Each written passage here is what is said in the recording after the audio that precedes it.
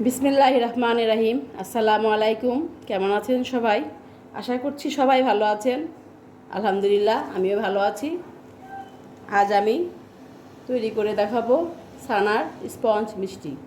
ছানার স্পঞ্জ মিষ্টি তৈরি করতে আমার যা যা লাগছে, আমি এখানে ছানা তৈরি করে নিয়েছি। আর নিয়েছি এখানে 2 টেবিল চামচ ময়দা। ছানা আমি এখানে 1.5 কেজি দুধ নিয়েছিলাম। আমার ছানা বেশি হয়নি, সম্ভবত দুধটা পাতলা ছিল, এই জন্য খুব বেশি একটা ছানা হয়নি।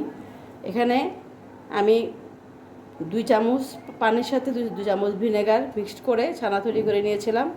এই ছানাটাকে এখন আমি হাত দিয়ে ভালো করে মিশিয়ে মিশিয়ে সফট করে নিব।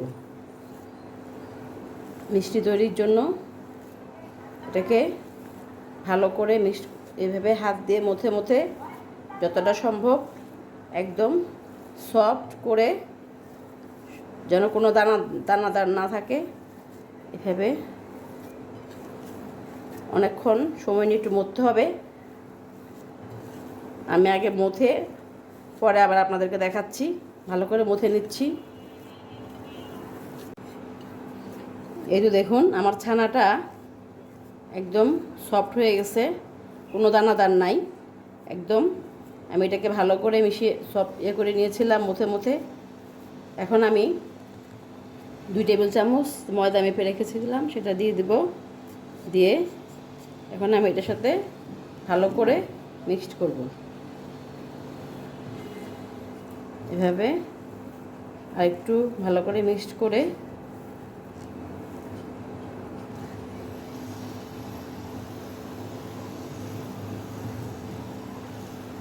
এটা আমার মিশিয়ে নেওয়া শেষ। আমার মিষ্টির ডো রেডি। এখন আমি এগুলোকে মিষ্টি তৈরি করব। দুধ ভালো হলে আর একটু ভালো ছানা হতো। আমার দুধটা বোধহয় একটু পাতলা ছিল, যেন খুব বেশি একটা ছানা হয়নি। না হলে 1.5 কেজি দুধে ভালোই ছানা হয়, 250 গ্রামের মতো ছানা হয়।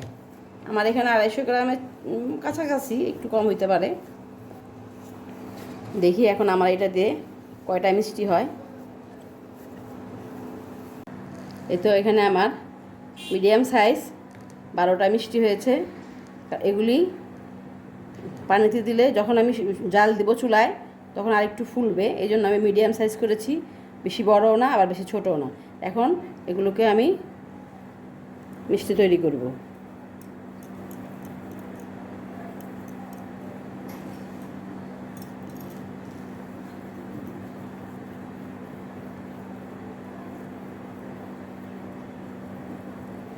যেহেতু ছানাটা আমার ভালো করে মথা ছিল, বেশি একটা কষ্ট হবে না এগুলি সাইজ হইতে। দেখুন, একটু করলে এগুলি কি সুন্দর ফিনিশিং এসে যায়। কোনো রকম ফাটা নাই, যাতে কোনো ফাটা ফুটা না থাকে। তাহলে ফাটা থাকলে সেগুলি পানিতে দিলে আরও ফেটে যাবে। এই তো তৈরি হয়ে গেলো আমার একটা মিষ্টি। আমি আর একটা মিষ্টি তৈরি করে দেখাচ্ছি।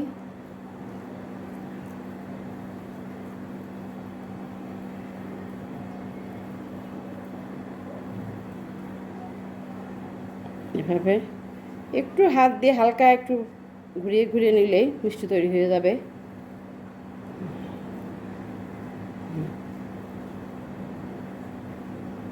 কোনো ফাটা থাকা যাবে না। ফাটা থাকলে মিষ্টি শিরায় দিলে আরও ফেটে যাবে। এভাবে আমি সবগুলো মিষ্টি তৈরি করে নিচ্ছি। এই তো আমার মিষ্টিগুলি তৈরি। মিষ্টিগুলি এখন জাল করব আমি। জাল করার জন্য আমি এখানে একটা শিরা তৈরি করে নিয়েছি। আমরা সবাই শিরা তৈরি করতে পারি, অত ডিটেলসে দেখালাম না। আমি এখানে 2 কাপ চিনি দিয়েছি। 2 কাপ চিনির সাথে 4 কাপ পানি দিয়েছি, একটা এলাচ দিয়েছি। এখন আমি মিষ্টিগুলো ছেড়ে দিব। আমার চিনিটা একটু লালচে ছিল, এটা এই জন্য একটু লাল লাল দেখা যাচ্ছে। এখন আমি সবগুলো মিষ্টি ছেড়ে দেব। সব একে একে সবগুলো মিষ্টি ছেড়ে দিয়ে আমি এটাকে চুলার আঁচ পুরা বাড়িয়ে দিয়ে ভালো করে ঢাকনা দিয়ে একদম ঘুরি ধরে 10 মিনিট হাই হিটে জাল দিব। আমার সবগুলো মিষ্টি দেওয়া শেষ। আমি এখন এটাকে ঢাকনা দিব, দিয়ে চুলা বাড়িয়ে ফুল হিটে 10 মিনিট জাল করব। এখন আমি ঢাকনা দিয়ে ঢেকে দিলাম। 10 মিনিট হয়ে গেছে, চলুন দেখি আমার মিষ্টির কি অবস্থা। দেখুন মিষ্টি ফুলে ডাবল হয়ে গেছে।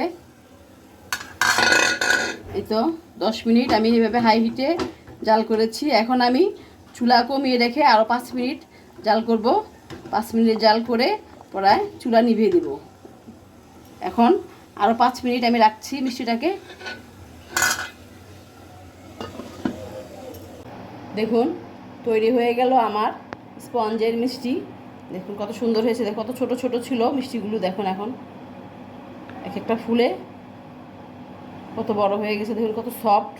এখন একটু গরম আছে তাই আমি কাটছি না, ঠান্ডা হলে দেখা যেত। দেখুন অনেক সফট, অনেক সফট।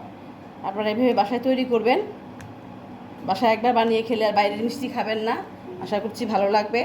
আর ভালো লাগলে আমার পাশে থাকবেন, আমাকে লাইক শেয়ার এবং ফলো দিয়ে সব সময়ের মতো সাপোর্ট করে যাবেন। আপনাদের সাপোর্টে আমি এতটুকু আসছি, আর আশা করছি সবসময় আমাকে এভাবে সাপোর্ট করবেন।